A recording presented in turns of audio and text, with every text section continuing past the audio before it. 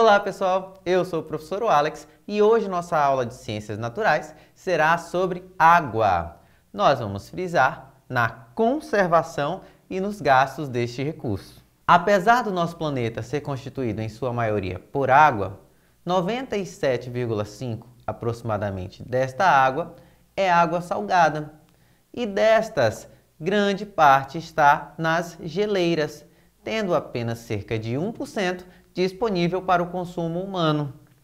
Então, nesse caso, a água doce do planeta não está disponível em sua totalidade para a utilização do ser humano e dos outros animais em todos os processos necessários para a vida, sendo que este recurso é essencial para que aconteça todos os processos vivos de organismos simples e também dos organismos mais complexos. Grande parte dos países do nosso planeta sofrem com escassez grave ou moderada deste recurso. E o nosso país, o Brasil, apesar de possuir cerca de 12% de toda a água doce do planeta, nós também temos regiões que sofrem com a seca, com a falta deste recurso. A região Nordeste, por exemplo, sofre com este mal, o que gera morte de plantas e animais e não nos dá uma terra boa para o plantio, acarretando em fome e pobreza também. Aqui é uma imagem do nosso Nordeste e aqui também uma imagem da África. E a falta deste recurso gera problemas como a morte de plantas, animais, a aridez do solo, o que faz com que o plantio seja complicado de ser realizado, gerando fome, pobreza e desigualdade social. O nosso país também é agraciado com os rios voadores. Mas o que são os rios voadores? São a água em forma de vapor que circula pelo continente.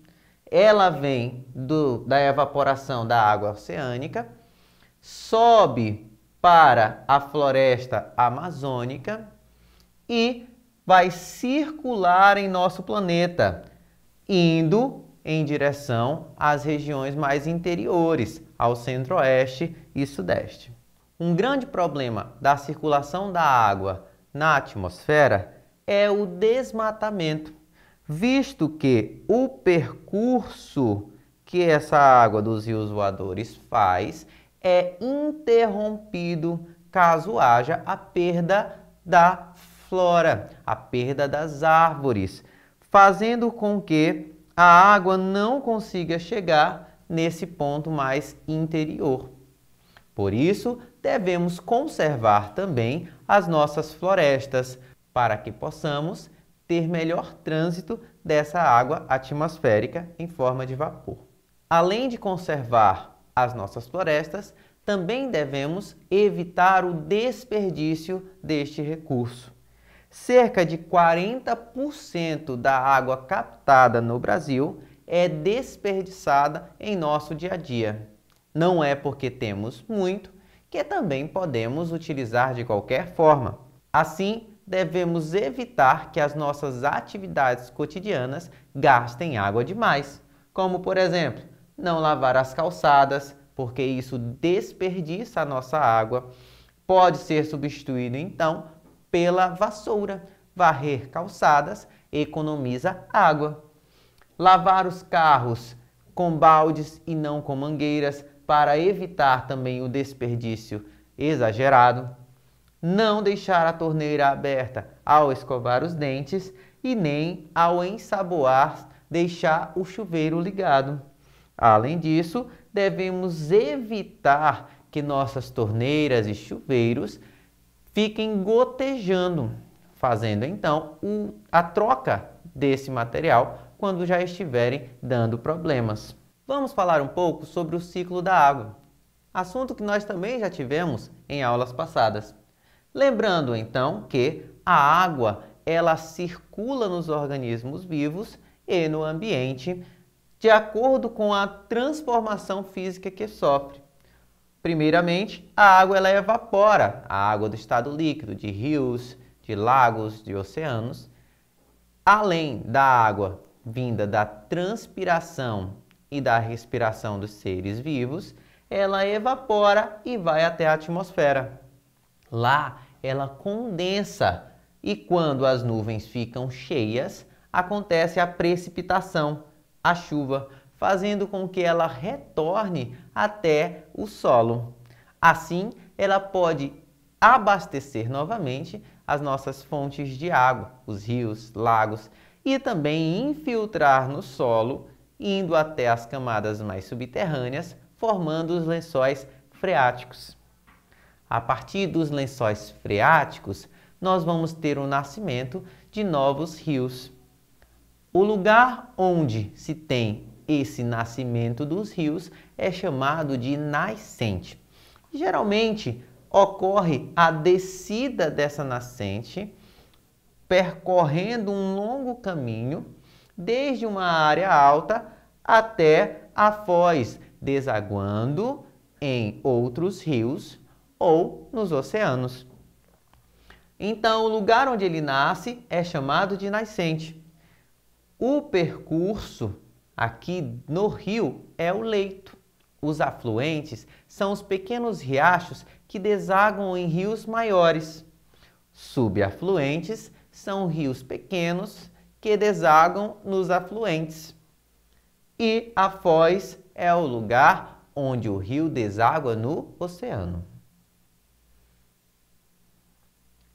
O Brasil possui 12 bacias hidrográficas, que são regiões abastecidas pelos nossos rios.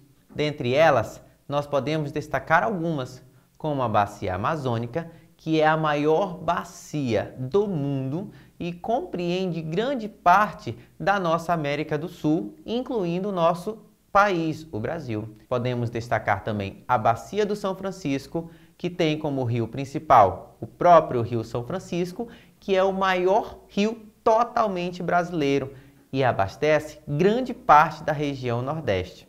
E a nossa bacia do Tocantins-Araguaia, composta também pelo nosso grande rio Tocantins, que corta a nossa cidade. É um rio de grande vazão que também serve para a produção de energia por meio das hidrelétricas.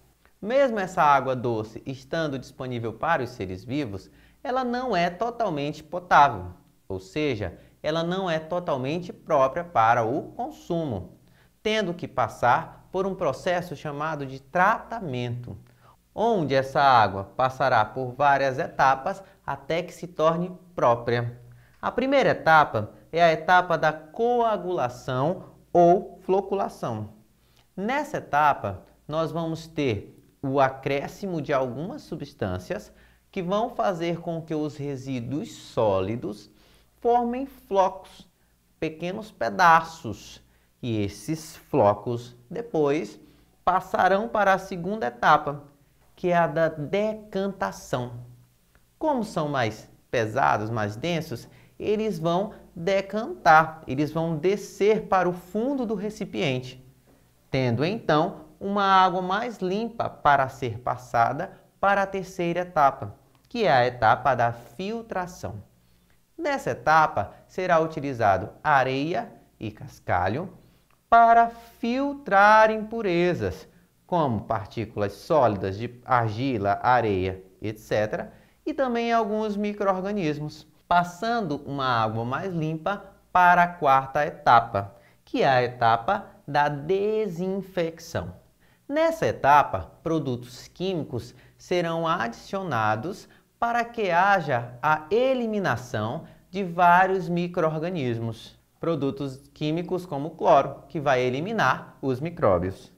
E por último, nós vamos ter a fluoretação, que é a adição de flúor, campanha para eliminar a cárie dentária da população.